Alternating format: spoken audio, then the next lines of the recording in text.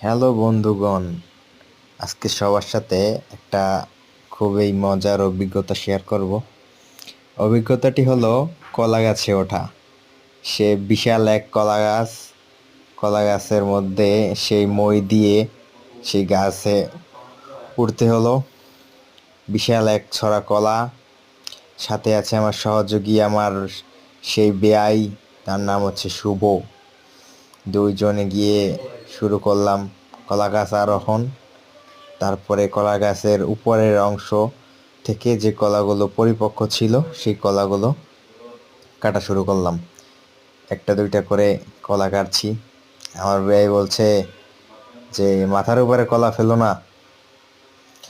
এক আজব বিষয়, কলা গাছটা খুবই বড় ছিল।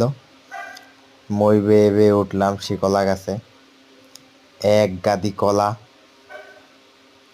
কলাগুলো কেটে আস্তে আস্তে নিচের দিকে নামছিলাম এবং কলাগুলো এতটা শক্ত ছিল যে কাটতে আমার প্রায় ধুম বেরিয়ে যাচ্ছিল। তো আস্তে আস্তে করে সেই কলাগুলো কাটলাম। কলাগুলো কেটে কলাগুলো সেই গাছ থেকে নামালাম। দুই তিন কাঁদি কলা কাটলাম। কলা কেটে আস্তে আস্তে সেই কলা গাছ বেয়ে বেয়ে নামতেছিলাম। আমার বেয়াই আবার সে প্রদর্শন করতেছিল কলার সাইজ কত। দয়াল বাবা কলা খাওয়া গাছ লাগাই খাও, পরের গাছের দিকে কেন মিট মিটাইয়া চাও, আয় রে কলা।